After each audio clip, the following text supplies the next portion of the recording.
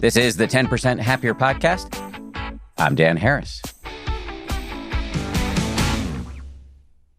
Hello, everybody. Unfortunately for me, and you may have noticed this in your own life, people do not just automatically do whatever I want them to do.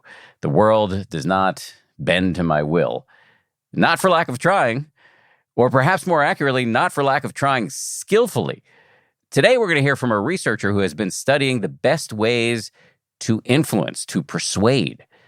Vanessa Bohns is a social psychologist and a professor of organizational behavior at Cornell University. She's the author of a book called You Have More Influence Than You Think: How We Underestimate Our Power of Persuasion and Why It Matters.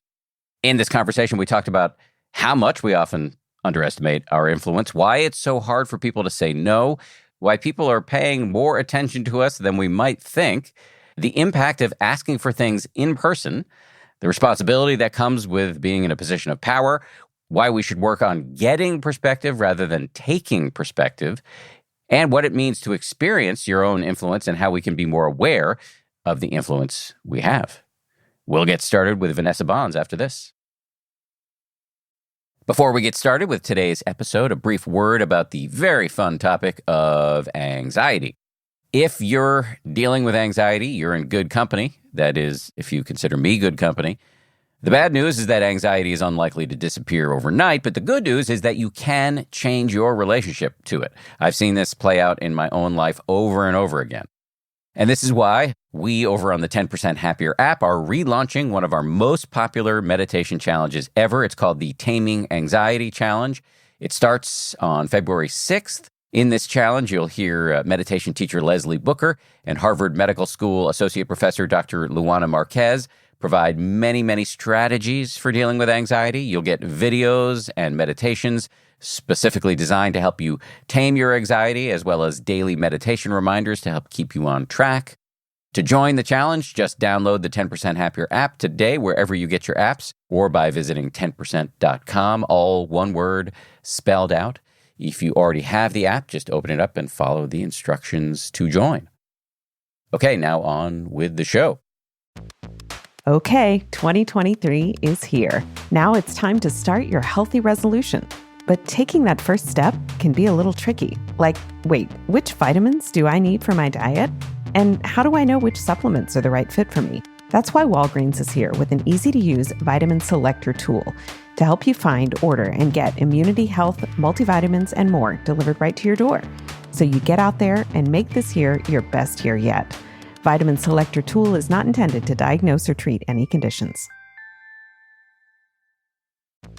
It's cool when a company that my family and I already use asks to be an advertiser on this show. So I was excited when Instacart said they wanted to sponsor 10% Happier because we use it all the time. I recently used it to order ingredients for the smoothie I make every day that feeds me and my wife Bianca for lunch. If you want to know the ingredients, it's frozen fruits, banana, almond butter, almond milk, some oats, and Greek yogurt. Super delicious, very healthy.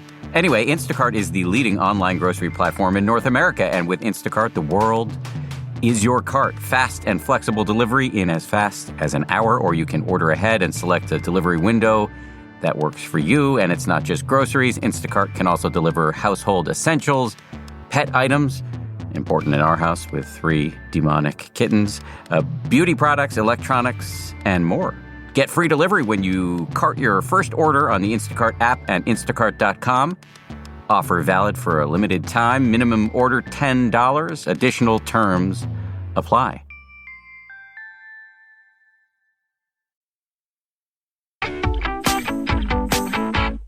Vanessa Bohns, welcome to the show.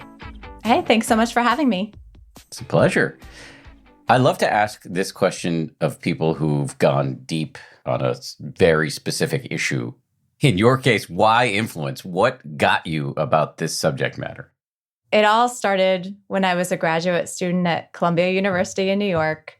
And I was working with a professor there, Frank Flynn, at the business school. And we were collecting data for a study where we wanted a diverse set of participants. We wanted adults, not just college students. And so what I would do is I would have to go down to Penn Station every day with my little surveys in tow and go up to strangers and ask them to fill out a survey. And I did this day after day, and it was just absolutely horrible and really painful. And, to this day, Penn Station brings back all sorts of traumatic feelings. And then, the study ended, and I brought my data back to Frank, and we analyzed it. And when we looked at the data, it turned out that the study didn't work. And it was particularly devastating for me. This happens all the time. Studies don't work in science, but it was just so devastating to me because it was such a traumatic experience, because collecting that data was so awful. And so I expressed that to him, and I said, oh my God, I can't believe after all I went through that the study didn't work.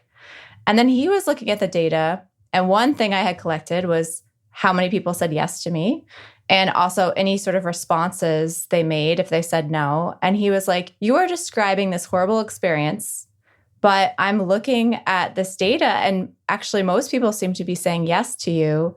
And even when they're not, they seem to be being really nice to you.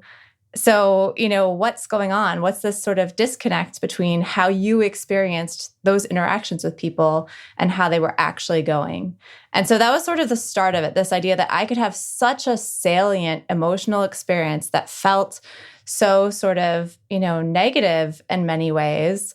But in fact, in reality, people were quite kind and people were quite helpful. And I actually did have quite a bit of influence and got a lot of people to do this thing I was asking them to do.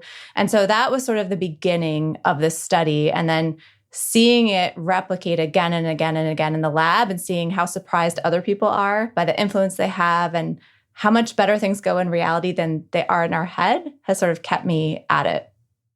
I love that. And I have so many questions. But let me just start. Is it possible that you were getting better responses because you're a young white woman as opposed to somebody who didn't share those characteristics, who might be less socially, might be more marginal socially, subject to racism or sexism in ways that you aren't? Absolutely. And so the first question we sort of asked was, is this something special about me? Be it, my age or my demographic profile in some other way, my race, people have said all sorts of sort of possibilities, the way I was dressed, my attractiveness level, whatever it might be.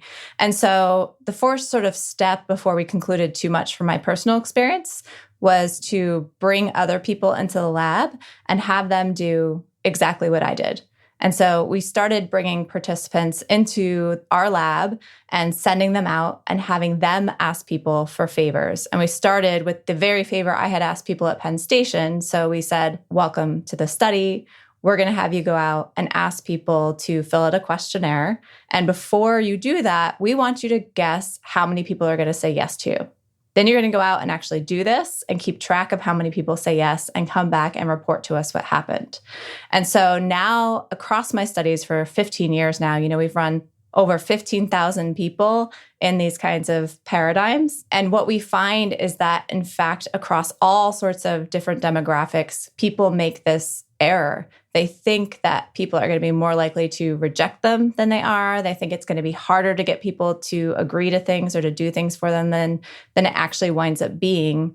And it's funny because when we run these studies, we look at the data, but we also interact with the participants. And often you don't get a big sense of what's going on before you actually look at the numbers.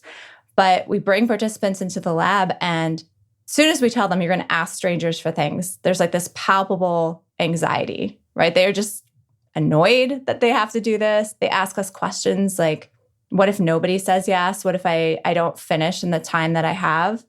And then they go out and they do this, and they practically bound back into the lab. They're just so amazed at how much easier it was than they expected and how much nicer people were than they had expected. And so you really kind of see what happens in front of your eyes and sort of this misperception that many of us have of all different demographic groups. I'm just trying to think back to my own experiences. One of the worst parts of being a TV news journalist was, for me, something we call MOS, man on the street. a term invented in a less enlightened time. But MOS was you just stop people on the street and ask them for their opinion on whatever story you were covering. I guess another name for this is Vox Pop. And so I would sometimes have to go stand on the street corner with a camera and ask people if they'd be willing to talk to me. And I hated it. Really, really hated it. So I completely relate to the anxiety, the palpable anxiety you're describing among your study subjects. Wondering then, if people estimated that they were going to get refused X percentage of the time, how much more likely were people to say yes to them? Because in my experience doing MOS and in my experience walking through the streets of New York City and having people stop me for any number of things, and generally speaking, I don't acquiesce, I'm just wondering what the actual success rate is. Yeah. So what we find is that people underestimate by about twice as much the likelihood that people will agree to these requests. And that has happened across the board. So we've had people ask, as I said, for, will you fill out the survey? We've had them ask to borrow people's cell phones and call us back at the lab. And so they have to get like 3 unique phone numbers to call back from. We've sent them out and had them ask someone to escort them to a location they couldn't find that's 3 city blocks away. We've also worked with Team in Training, which is part of the Leukemia and Lymphoma Society. And they basically are a charitable organization where you raise money by getting sponsored for a race. And so we worked with people who were already committed to participating and raising money for this race. And they also underestimated by about twice as much how many people would agree to this request to sponsor them for this race. So they thought they would have to ask about 200 people to meet their fundraising goals, which were in the thousands of dollars, but they actually had to ask around 100 people. So once again, about the same amount. So that's what we find in our studies. But the interesting thing about your circumstance, right, is that you're standing there with a camera and a microphone, and you're kind of advertising that you're going to ask people for something potentially. And so that is one context where we don't get these effects. So if someone's standing there with a clipboard looking very obviously like a canvasser, or there's one place in Toronto where there were a bunch of people asking for donations for Greenpeace and all sorts of other organizations. And that's the one place we had trouble finding our result, because suddenly when people know they're about to be asked, they're sort of primed to come up with their script to say no. And so it winds up being a lot easier for them to say no because they see you coming, right? And they prepare. Yes. So I guess that was part of my skepticism about this, because I say no to people all politely who are asking me to fill out a survey or to give money on the street. Let me just make one little caveat here, is that when I lived in the city, I did carry ones to hand out to homeless people, but that's I think a maybe slightly different subject. But if somebody asked me on the street to give them directions or for my cell phone, I think I would be 100% likely to do both of those.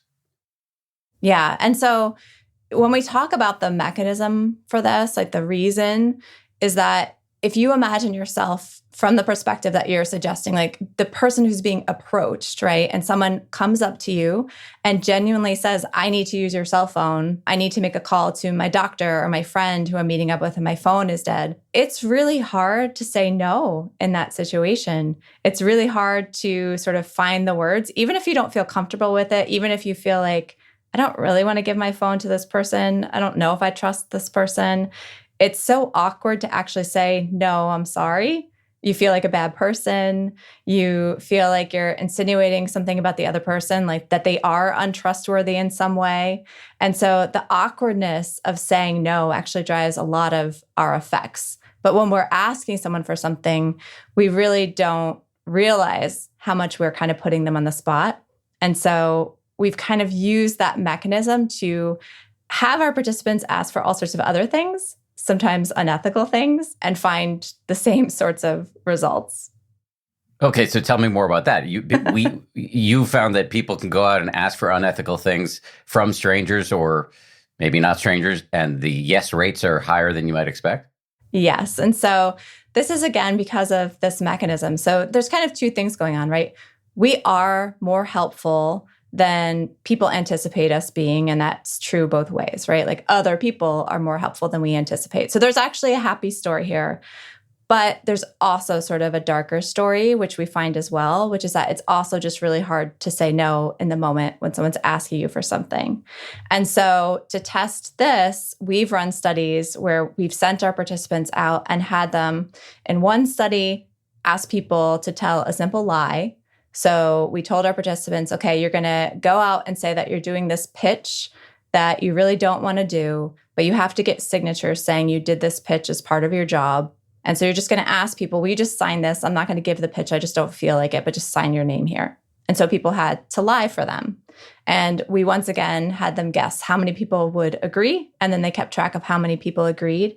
And we found the same sort of pattern where people are about twice as likely to agree as our participants expected. And you could kind of listen to that and say, yeah, but that doesn't seem like a really big unethical request. And the other person could kind of code it as being helpful, right? As a pro-social favor that you're doing for somebody.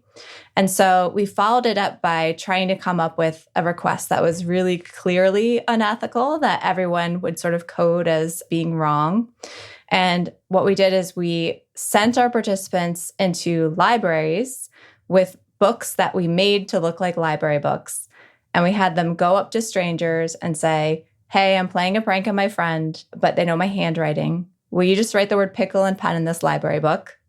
And then they saw what people did. And again, they guessed how many people would actually agree to vandalize these library books. And then they recorded how many people actually did. And once again, they guessed that most people would say no, but about twice as often as they expected, people wound up saying yes. And in these cases, it wasn't necessarily because they were being helpful. They were saying things like, this doesn't seem right. We shouldn't be doing this.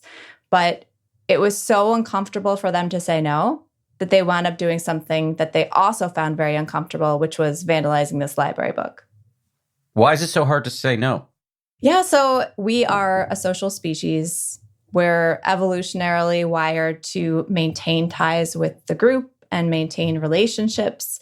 And saying no feels very socially risky. It feels like we're communicating so many things that might break this relationship, right? That we're communicating that we're not a helpful person, that we don't care about this other person, that potentially the other person is asking for something they shouldn't. And so the other person is doing something wrong, and that can make the whole interaction awkward.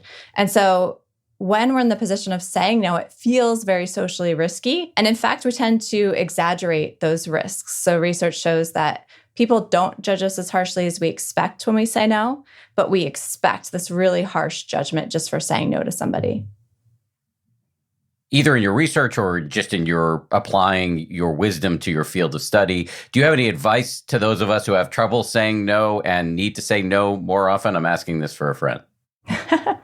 Yeah. So saying no is most difficult when it's face-to-face and you're put on the spot. You kind of have to do it right away, make your decision, say yes or no.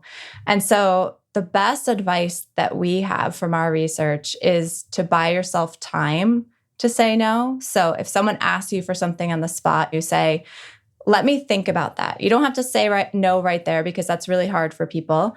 Let me think about that. Get back to me with an email, or I'll email you my response, something that allows you to sort of make a decision mindfully about whether you want to agree to something or not, and then allows you to write out in words that you feel good about why you're saying no, if that's what you choose to do. Because a lot of us just can't find the words in the moment to say no, and we want to communicate like, it's not about you, it's not about us, I'm a good person. There's so much we want to say, but we can't find the words. But if you actually take some time to think of a way to let the person down and do it over email, often that can be a much easier way for people to say no.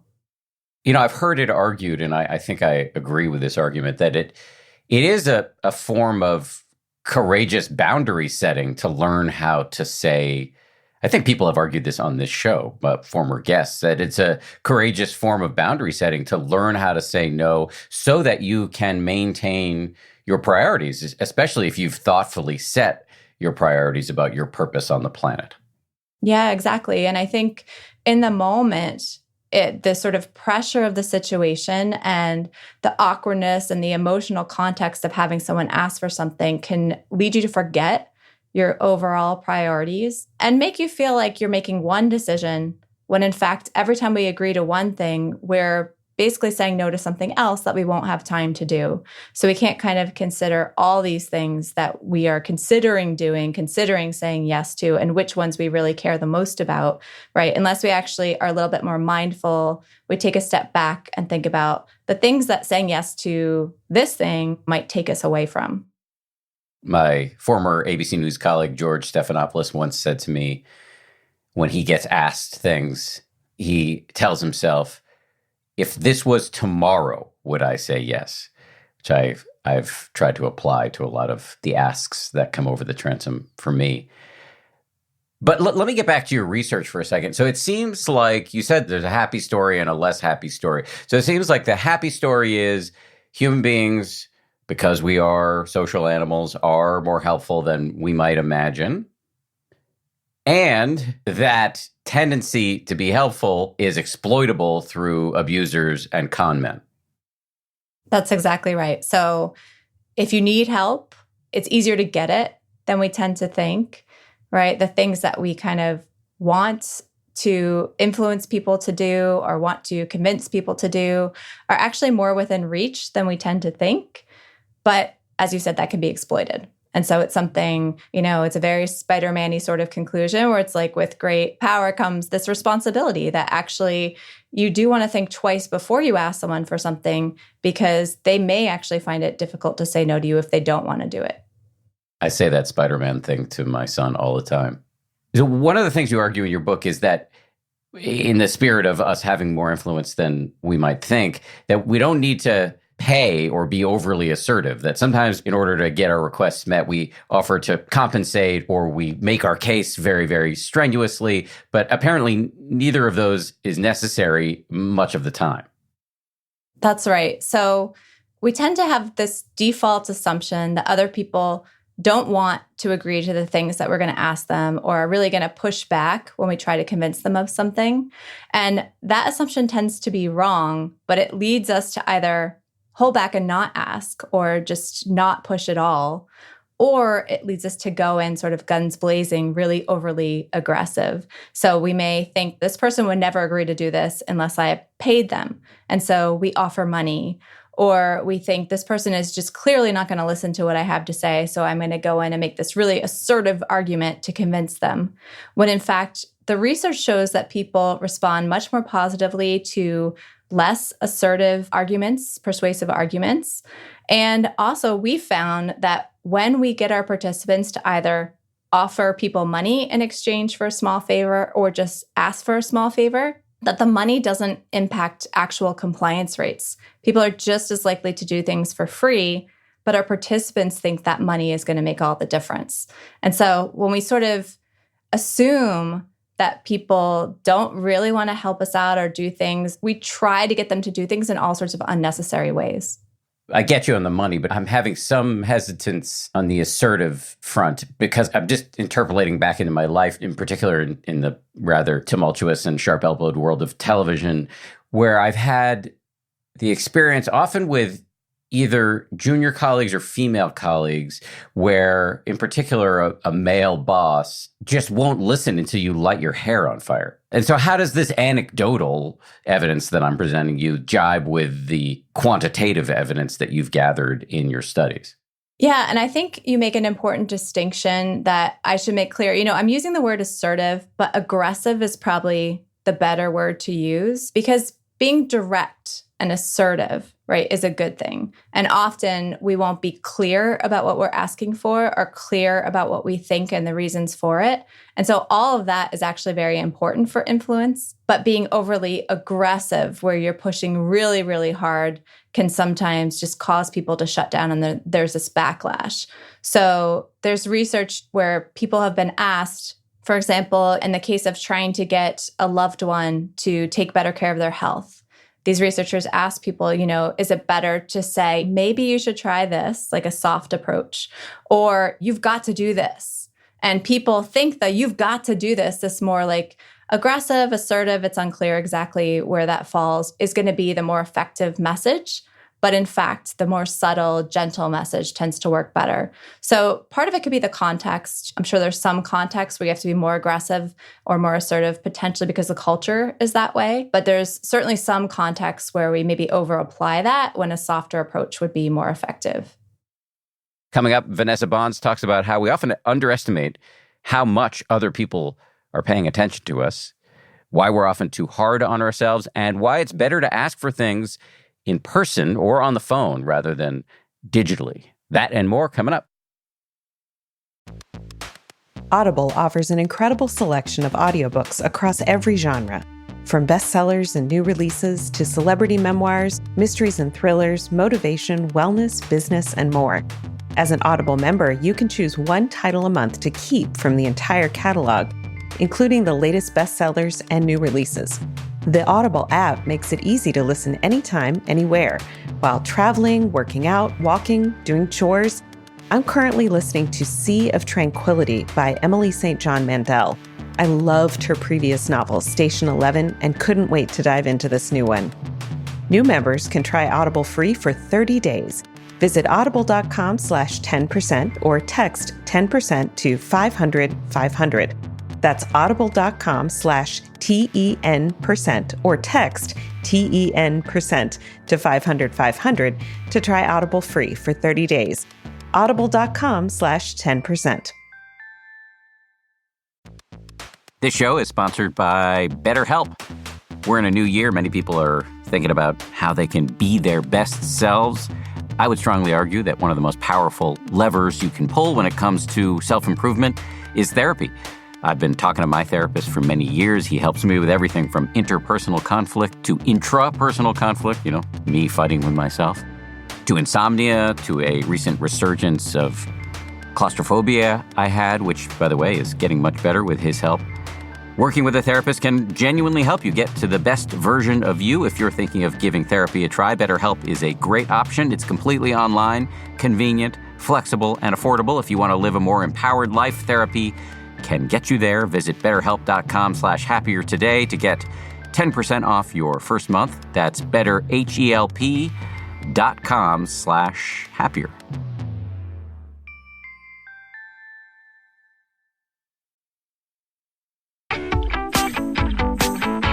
All right, so let's reset for a second, because the book, as I understand it, was really designed for individuals to be more effective in the world.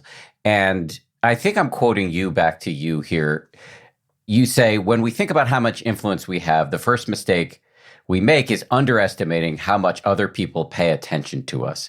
And I believe you call this the invisibility cloak illusion. Can you talk about that? Sure. So this is based on research by one of my colleagues, Erica Boothby, who has documented that basically we walk through the world doing our ordinary daily routine, kind of thinking that other people are not paying much attention to us and the things that we're doing. And so you can kind of picture this yourself. Maybe you put on your headphones and sit on the subway or flip through your phone or read a magazine. Or maybe you have, your sunglasses on and you're walking through the park and you kind of feel like you're invisible, like you're walking around in an invisibility cloak. But in fact, Erica's research shows that people are noticing us more than we think. And so one of the reasons for this is something called gaze aversion. And so if we go back to the subway and you're sitting there and you kind of look up and you catch someone's eye, right? When she asks people, if you catch someone's eye, did they catch you looking at them or did you just catch them looking at you? We tend to assume that they just caught us looking at them when it's just as likely that they were looking at us. And so these sort of polite norms of averting our gaze when we catch someone's eye and kind of looking away make us think that no one's really paying attention to us and we're observing other people. And so she's also done studies where she's asked people who are sitting in a cafeteria, as they exit the cafeteria, she asked them, how much were you sort of noticing the people around you and wondering what they were thinking and wondering what was going on in their minds? And then she also asked people, how much do you think those other people were noticing you? And she finds this bias where we think that we are paying more attention to other people and are more curious about other people, then other people are actually paying attention to us and are curious about us. It's interesting because I've always kind of found the opposite to be a form of wisdom. In other words, I've heard it argued, and maybe I've myself argued, that we can get really caught in our own heads and our own stories about what other people are thinking about us, but they're probably not thinking about us that much. We're all the stars of our own movie, which means that everybody else is just as narcissistic, if not more, than we are. So don't worry so much about what other people think of you. I remember something a former boss of mine said to me once about humiliation he had endured, and he compared it to seasickness. He said, for you, it feels like the world is ending, but for everybody else, it's only mildly amusing. So what say you in response to that? Yeah, so you're describing another finding called the spotlight effect. And this is our tendency when we're really self-conscious about something, when we're having a bad hair day, or we feel like we've misspoken or did something stupid. We think everybody's looking at us. We think that we're in the spotlight when in fact, most people aren't noticing that thing that we're really, really focused on. And so Erica Boothby, the one who did the invisibility cloak illusion, kind of reconciled these two effects in a study where she either gave people something to be really self-conscious about. So she had people put on a t-shirt that was really embarrassing to wear, and she asked them how much other people noticed this embarrassing t-shirt. Or she just had them show up to the lab and ask them how much people noticed the ordinary clothes that they had come to the lab wearing.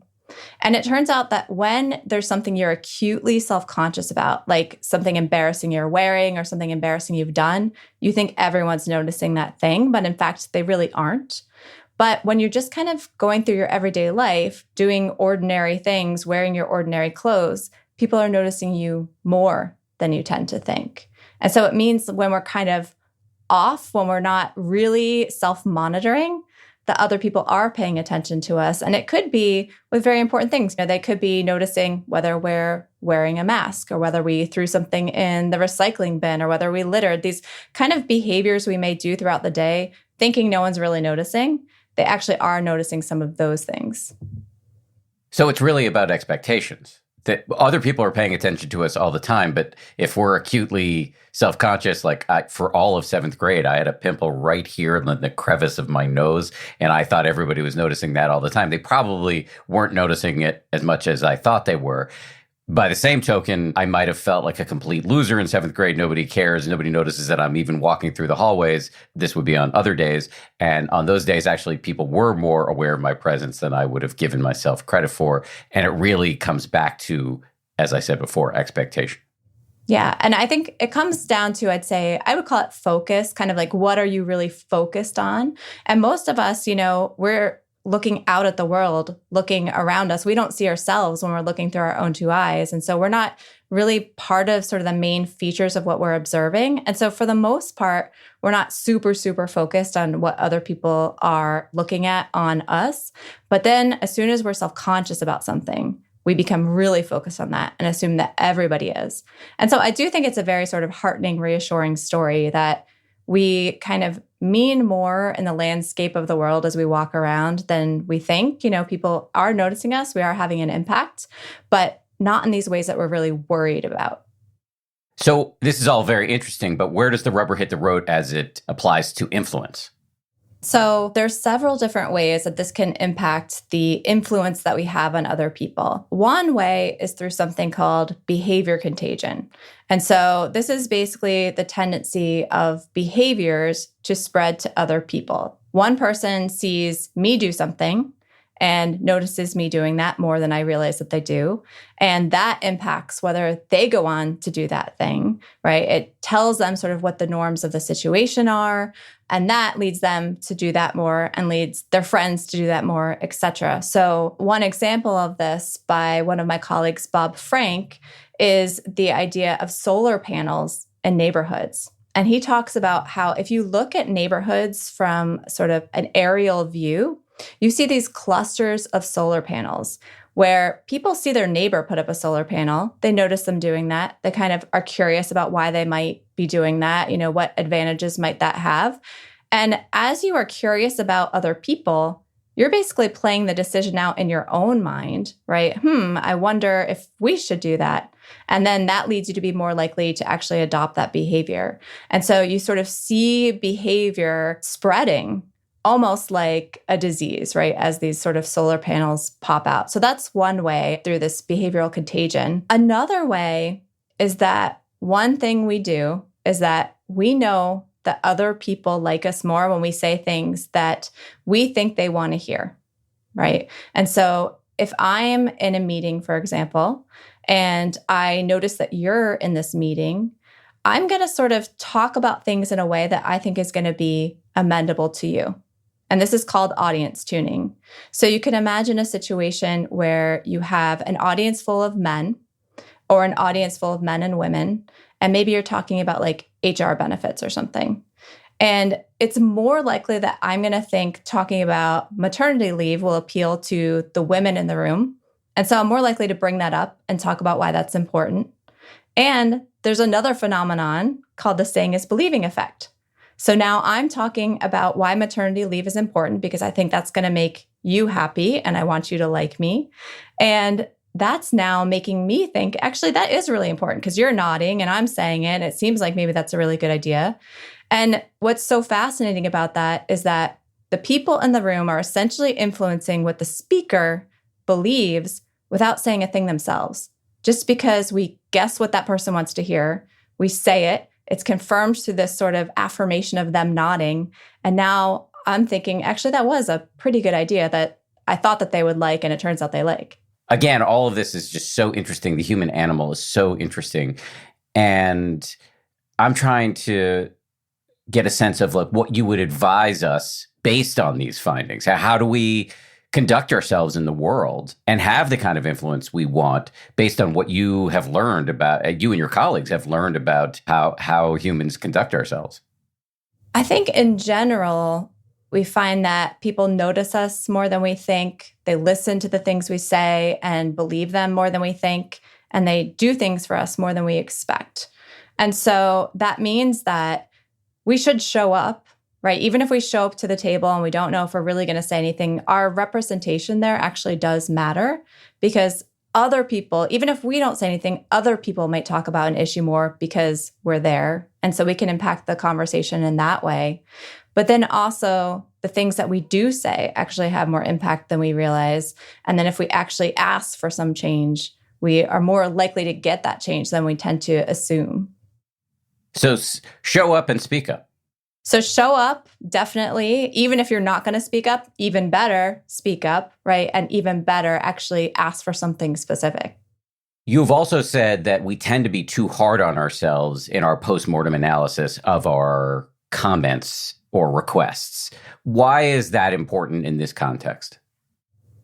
That's right. So you can imagine people who show up and can have this impact, but then really feel like they don't want to say anything because they don't want to seem stupid or they're not sure they really have a firm grasp on the issues. And what's interesting is that we tend to think that if we phrase something awkwardly or we don't say it perfectly, that other people are really focused on that, right? Again, that thing that we're really self-conscious about, that I didn't phrase that quite right. Did people really understand that?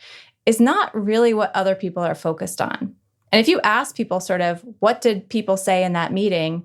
They'll give you these broad stroke memories, right? That person was for this agenda point. That person was against it. They had some good points about it. You know, they're not going to say, and they phrased it in this very specific way that was kind of awkward, right? No one's really thinking that. They're just kind of coding the room as, okay, this person generally believes that. This person generally believes that. And so simply by saying what you believe, you can have a big impact by sort of shaping the understanding of the opinion of the room without saying it perfectly. I think we tend to hold back until we have the perfect argument and think that matters so much that we say things perfectly, when in fact, simply getting it out there. This is my opinion. I don't have a fully formed way of saying it necessarily, but this is my general sort of stance at this point. That actually means a lot, especially when you're trying to sort of gauge the dynamics of a room and what people think. That's very compelling. And I think, I mean, you certainly have me, and I imagine you have lots of people at this point. And yet, when you say show up and even better, speak up, fear is real and fear is hard to overcome. I say this as somebody who's got plenty of experience with anxiety and panic. And public speaking is one of, if not the greatest fears that humans harbor. So how do we get over our fears in order to operationalize your advice? Yeah. And I have always struggled with public speaking, which is ironic since I'm a professor now. And I am one of those people who will obsess about something I said in a meeting, worried that I didn't say it right or people thought it was just a stupid comment. And I mean, the first thing I really do to reassure myself is turn to these findings that actually people remember the gist of what we say. They don't remember the details. So there's a theory called fuzzy trace theory. And the idea is that when someone speaks, we hear both things. We hear the gist of what they're saying, and we also hear the specifics. But very quickly, we forget the specifics, and we just remember the gist. And so I try to remind myself that no matter how clunkily or inarticulately I make this point, that at the end of the day, it's more important to actually make it because that's what people are going to remember. Another way I think that leaders and everybody can sort of help is that it shouldn't always depend on having to speak up and make this compelling point, right? Sometimes just taking a sense of the room by anonymous ballots or even just writing down thoughts that you have can be helpful. Another thing I often suggest to my students who have trouble speaking up is write down what you want to say and don't be afraid to read it. Because a lot of us kind of have trouble coming up with the words in the moment. We start to panic and lose our train of thought, and that takes over. And I found that when I really struggled with that, if I wrote it down and I could read it and get over like whatever awkwardness might come from me reading off of something, that was really helpful. I could actually get my point out in a way that I felt good about. It's good advice. You say in your book that if we want to have influence and get our needs met and have a request fulfilled, it's better to ask in person. You've talked a little bit about the power of in person already, but could you just say a little bit more about why in person is so impactful? And I'll add on another question on top. How do we do that in a remote work environment? Yeah, so it's interesting when we have run studies where we've had participants ask people for things either over email or in person. In one of our studies, we had 34 times more compliance when people asked in person. So these are just really, really big effects of asking in person as opposed to over email. Interestingly, when we asked our participants which they thought would be better, and we said, do you think this is going to be as effective as this? They don't really see a big difference because they think that when people decide to help or decide to agree to something, that they're kind of rationally thinking about the positives and negatives and deciding mindfully if they want to do something or not. And so it doesn't matter if it comes over email or it comes in person. When in fact, so much of how we decide to say yes or no to something is emotional, it's in the moment. And it goes back to what we talked about sometimes you're just put on the spot and you feel like you can't say no. And sometimes that's okay. Sometimes, you're asking someone for something that's good for everybody. And it's okay if you're the person in the room getting them to do that favor that's going to make them happy in the end and be helpful to you. And sometimes that really does put them on the spot in a way that later comes to bite everyone back. Someone might regret that they committed to something or resent you or do something that they weren't comfortable with. And so I like to point out that in person is much more effective, but that doesn't always mean that's the way we should go. And so there's lots of times, like if I ask my graduate students to do something, I try to, even if I ask them in person, I say, answer me over email, take time to think about it. Make sure that this request isn't overburdening you and that you really want to do this if I really want them to sort of buy in. And so your other question about how do you do this in a remote world, we've also looked at what happens when you ask over email versus phone versus video call versus in person.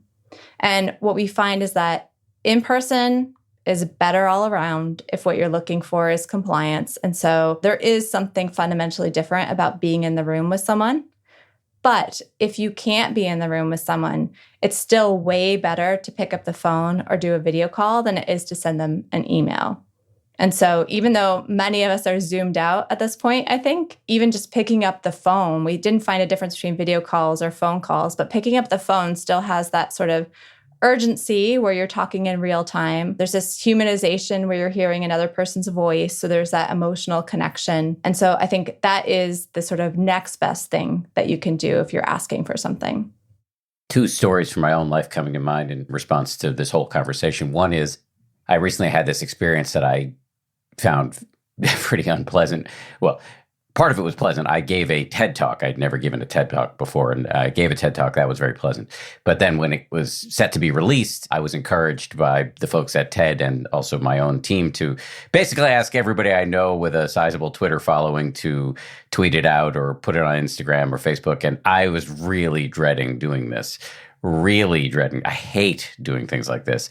And I was surprised. You will not be surprised, given your research, how high the compliance rate was of just asking people to do this thing, which for me was a big deal, but for them was super easy. So that's one story. And then on a related note, I made all of those requests via text or email. And it got me thinking, as did this conversation, about the fact that I'm so uncomfortable with making requests that I often revert to text or email because I don't have to see the look of pain or rejection on somebody else's face. And yet I had an experience yesterday where maybe it was in anticipation of this conversation with you, I realized I needed to ask somebody for something. And it was a bit of an icky self-promotional favor. And I was prepared to text him. And in fact, I just texted him and said, "Can I call you?" And we talked about it and it went really well. I mean, it was totally no big deal to him at all, but a huge deal to me. Anyway, I'm flooding you with a bunch of information. I'm about to shut up and see what you make of all of the foregoing. No, I love all of that. And it's so consistent with things that we find. So one thing we find is that another sort of part of the anxiety of asking for things is that we exaggerate how big the thing is that we're asking for. So what someone else thinks is really, no big deal. And it's even part of our politeness norms for asking for things. We're like, I have a huge favor to ask you, right? We say that even if it's not a huge favor, but we sort of exaggerate that.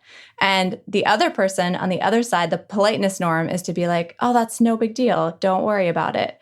And so there's already built into our language structure and politeness norms, there's this sense that asking is a really big thing, but the doing is a no big deal kind of thing. But I think that actually does affect us psychologically, where we think the things we're asking for are way bigger than they actually are, in the way that, bigger than the other person sees them as being. And then the other point is that the people you were asking were mostly people who already knew you. And we do see a difference with emailing friends. So it's still better to get on the phone or talk in person even for friends, but it doesn't make as much of a difference as it does for strangers or people who don't actually know you already. So it doesn't surprise me that the phone worked really well, but it also doesn't surprise me that actually email didn't work so poorly for your friends either. Up next, Vanessa talks about the role of bullshit when it comes to influence, the importance of being responsible, especially if you have power, and what we can do to become more aware of our own influence. Walgreens knows you need your medications, but sometimes what you really need is a prescription for more time with your family or friends, or just more time to do what you want on a Saturday afternoon. That's why Walgreens offers same-day RX delivery to where you are, so you can get more than just your meds. You can get your prescription for one less trip to the pharmacy.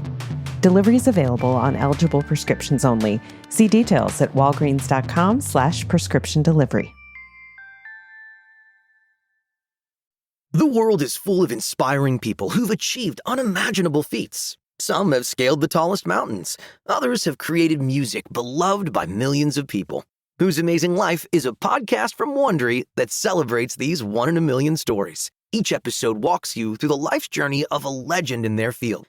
They could be an athlete, an artist, an explorer, an actor, anyone who made an impact on the world around us. But here's the catch. You won't know who we're describing until the very end of the episode. So it's your job to play along. From the creators of Little Stories Everywhere and Adventures of Cairo, Whose Amazing Life is a podcast for the whole family that allows you to spend some time walking in the shoes of legends. Listen to the clues and do your best to immerse yourself in the life of someone amazing. Follow Whose Amazing Life wherever you get your podcasts. You can listen ad-free on the Amazon Music or Wondery app. Okay, so just to recapitulate here, we've established that we should show up, speak up. We're likely to be more effective than we think, and we don't need to spend so much time second guessing every little phrase we used while speaking up or making a request. And there seems to be quite robust evidence that when making requests, in person is best in many circumstances. However, and you made reference to this earlier, but I think now is the time to dive more deeply into this. However, with great power comes great responsibility, and we need to be careful as we go about this because we, as you say, underestimate how easy it is for other people to fall for our bullshit. That's right. So we talked earlier about the invisibility cloak illusion. There's also something called the invisible audience on social media and on the internet. And so these are the people we don't realize are also noticing and sort of taking in our tweets and the information we put out there. So in one context, right, you could think on social media, I see an article or I just come up with a thought. I don't really know if it's true. So bullshit, as you mentioned, it's not lying, but it's just not caring whether something's true. I'll just say something to say it. I'm not really vetting myself. And so we do that a lot. We'll just say something or tweet something that we're not sure is true and assume that that's not really going to have that big of an impact.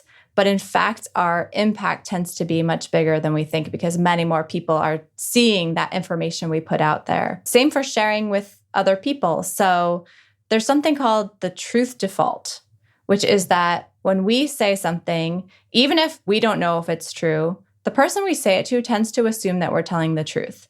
So it's a basic norm of conversation that we assume that the two people having a conversation are telling one another the truth. And you can think there's certainly circumstances where you can imagine like someone's coming up with their own way of seeing things or where you would immediately sort of doubt what someone's saying. A lot of those examples are political or they might be very specific contexts. But in most conversations, we assume someone else is saying something true. So for example, if I went out to dinner last night and I say, yeah, but the steak was really overcooked. I wasn't that happy with it. I don't say like, I don't believe you. I bet the steak was cooked fine, right? And if we kind of countered people and assumed that people were lying on every little thing that they talked about, we would never get anywhere. We wouldn't be able to have normal conversation. And so in general, when I say something, you assume it's true. And you can imagine, I could say, oh, this person got passed over for a promotion because of this. Or I can't believe that person wore this thing that's so inappropriate.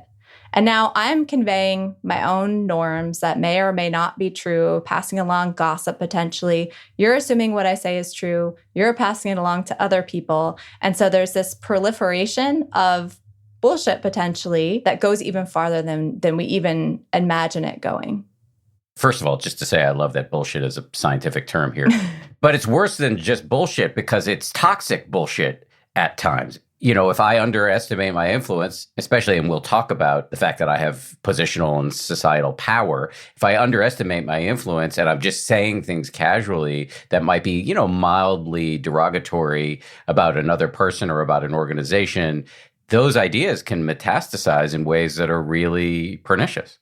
Exactly. So you can imagine, even these little comments about why someone gets promoted or not, right? All of a sudden, that becomes the norm by which we judge people's performance, right? A comment about someone, taking sick days suddenly tells other people like, oh, wow, I guess we shouldn't take sick days and we should come in when we're sick. It sets kind of norms that are broader and organizational and even bigger than that, sometimes without us, in many cases, without us really intending to set such a big sort of norm. And it also, as you said, can be toxic, right? It's even if we don't intend, we might wind up spreading misinformation. And the research shows that things that are not true tend to be more sort of emotionally juicy and they spread further. And so once we put that out there, it spreads even further than things that actually are true. All of this is reminding me of a great expression. When I first arrived at ABC News, my now former employer, it must have been 22 years ago, I had a next door neighbor. There's sort of a catwalk of offices that overlooked the main set where Peter Jennings would deliver the evening news. And all the New York-based correspondents had offices on this catwalk. And I had this tiny little office because I was the plankton of correspondent row. And my next door neighbor was a sort of a senior statesman by the name of Mort Dean. And he kind of took me under his wing a little bit. And I remember him talking to me about the nature of office politics. And he said he had something called the asshole theory. And this theory held that someday, at a time that we will be completely unaware of as correspondents, our bosses will be holding a meeting. And somebody randomly in that meeting will say, you know, Mort Dean, he's an asshole. And then everybody else in the room will be like, yes, he is an asshole. And then your career is over. And that seems to be exactly, or in part, what you are describing here. That's right. One person speaks up. Everyone's like, all right, I guess if that's true, we all believe that's true. And then it just, snowballs. So influence has a dark side, as you argue. But why? Let me ask this question with false skepticism, or I'm pretending here. But devil's advocate, you say that we shouldn't ask for things that are inappropriate. But if we're likely to get it, what's to stop us? Why not ask for things that are inappropriate?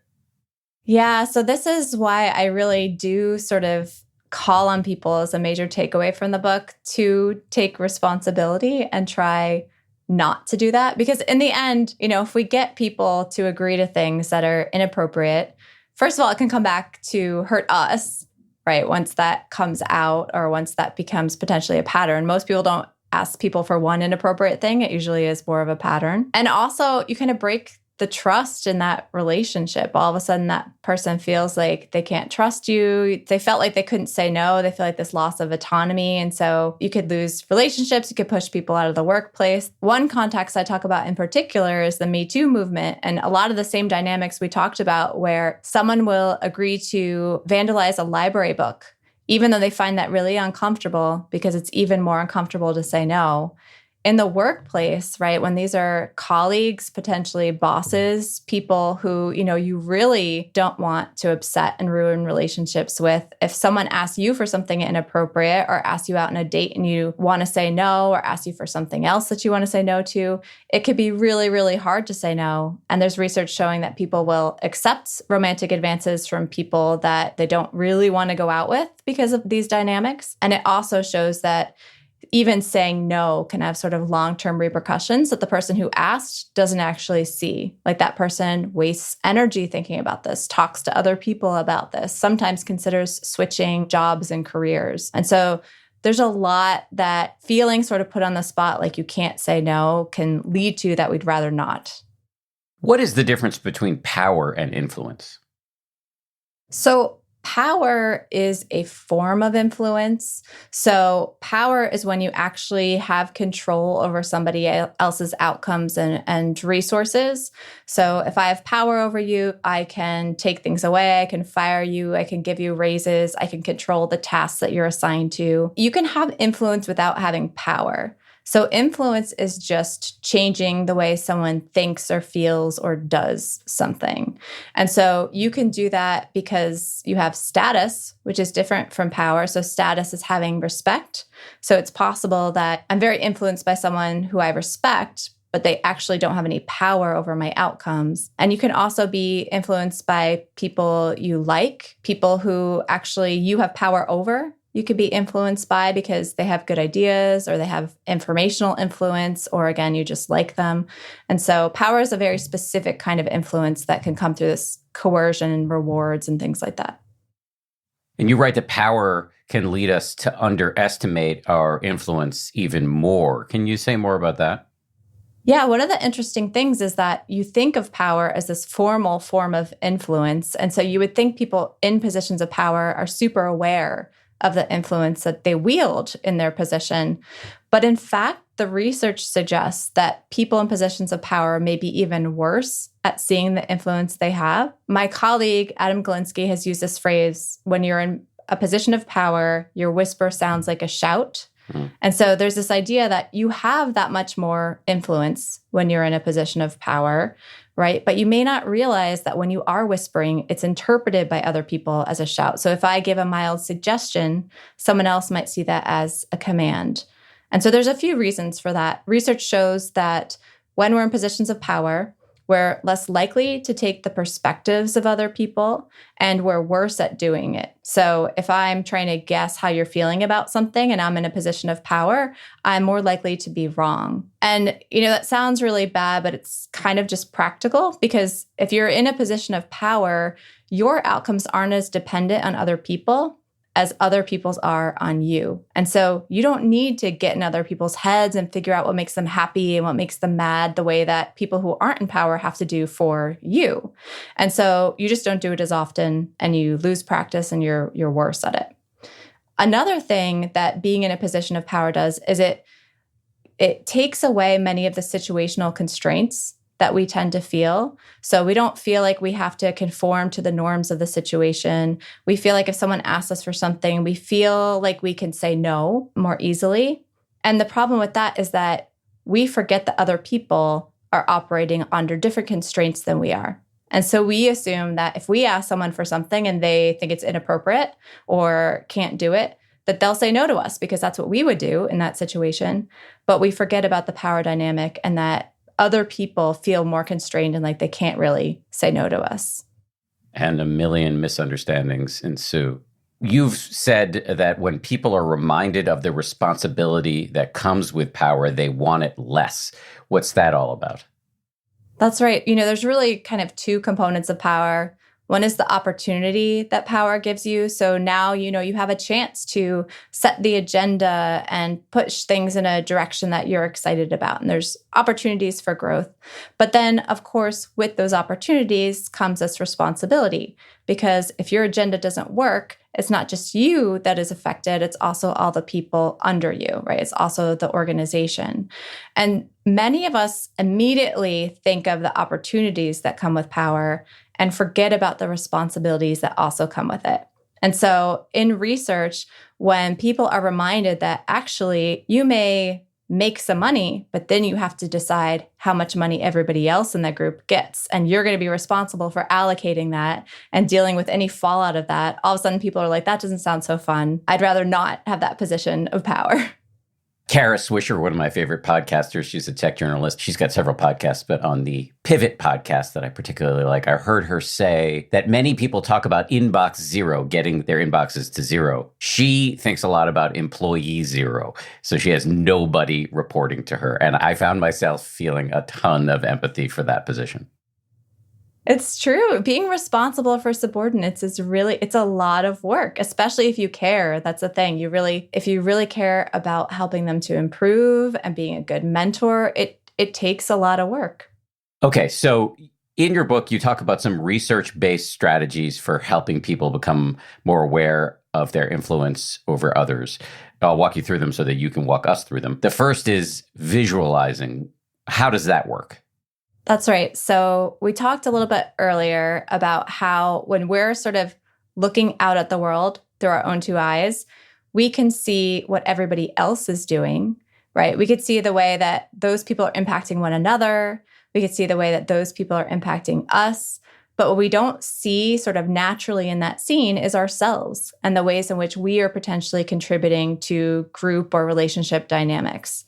And so there's some research that suggests that if we can take a third-party perspective, kind of a fly-on-the-wall perspective, where we can actually see ourselves in this sort of visual representation of the scene, that we're much better at understanding the ways in which we are contributing to a particular dynamic. And so this comes from some work that my colleague Eli Finkel, who wrote a book, The All or Nothing Marriage, has done.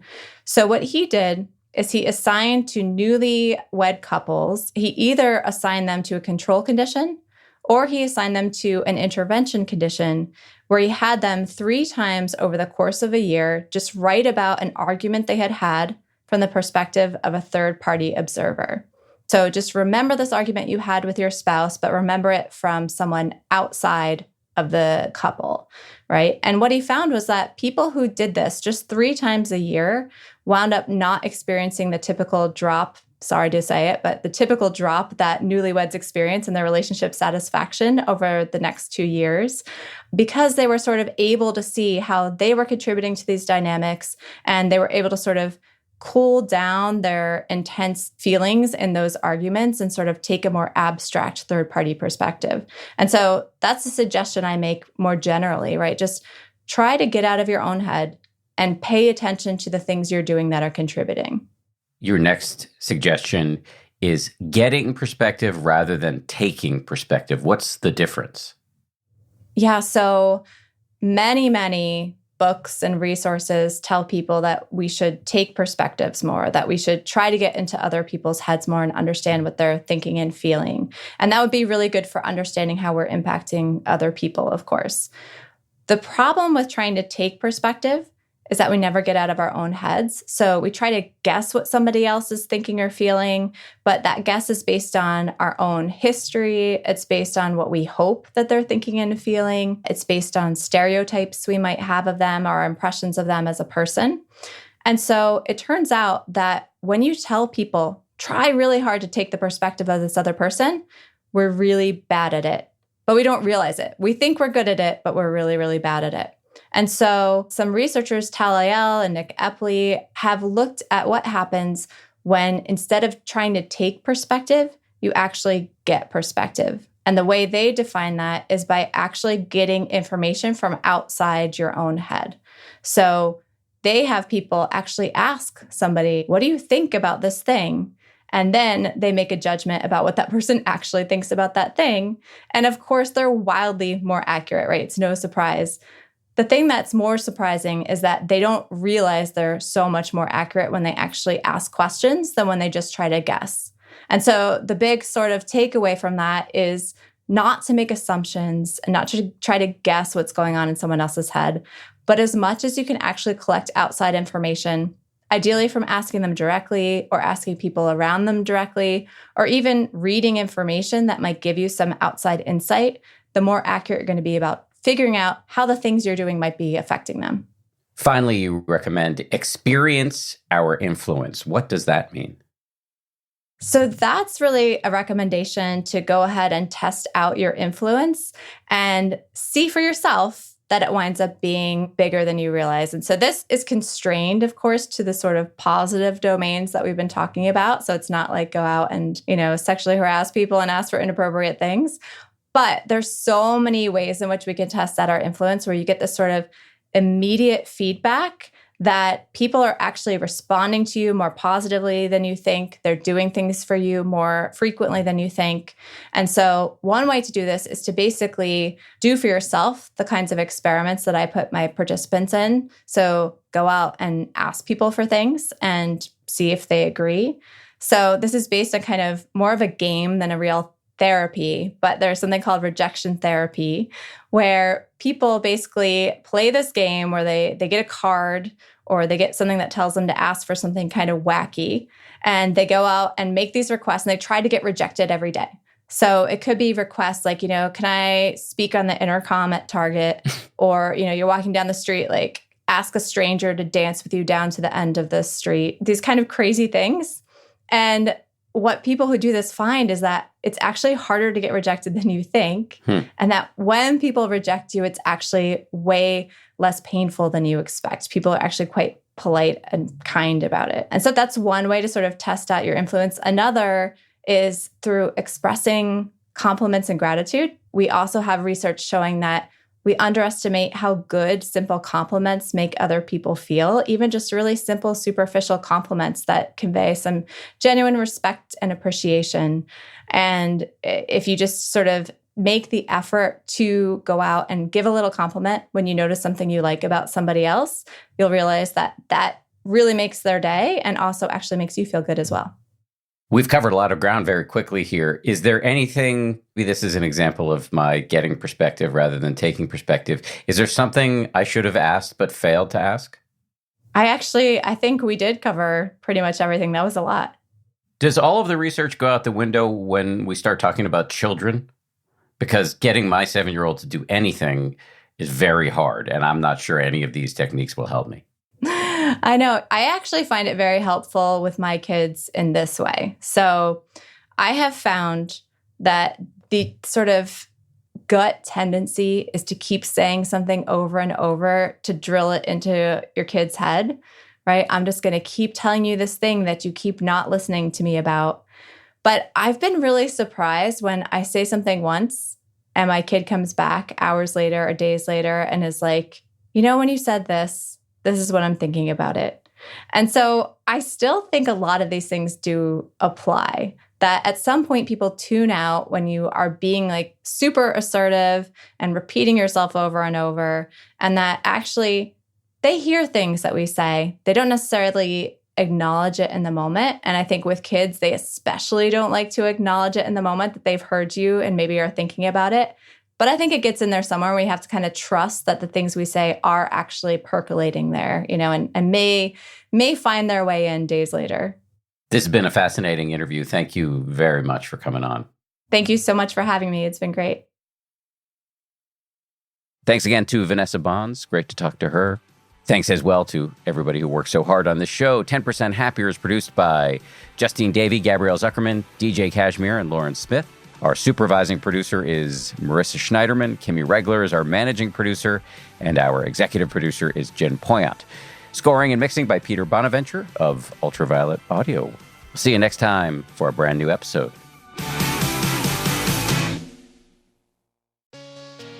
Hey, Prime members. You can listen to 10% Happier early and ad-free on Amazon Music. Download the Amazon Music app today. Or you can listen early and ad-free with Wondery Plus in Apple Podcasts. Before you go, do us a solid and tell us all about yourself by completing a short survey at Wondery.com/survey. In business, competition is the key to success. Every product you own, from the shoes on your feet to the phone in your hands, got there because of cutthroat business decisions. And Wondery's podcast, Business Wars, brings you stories about the most well-known companies in the world and how the decisions they make shape what you buy and how you live. With over 50 seasons to choose from, you'll hear about the fight for your feet with Nike versus Adidas, the battle to control the smartphone market with iPhone versus BlackBerry, or the game-changing company that is Tesla and Elon Musk's bid to take on the entire auto industry. Business Wars covers every sector from fashion to food, tech to travel, sports to pop culture, and more. These stories are entertaining, fun, eye-opening, and will help you understand a little bit more about the world around you. Follow Business Wars wherever you get your podcasts. You can listen ad-free on the Amazon Music or Wondery app.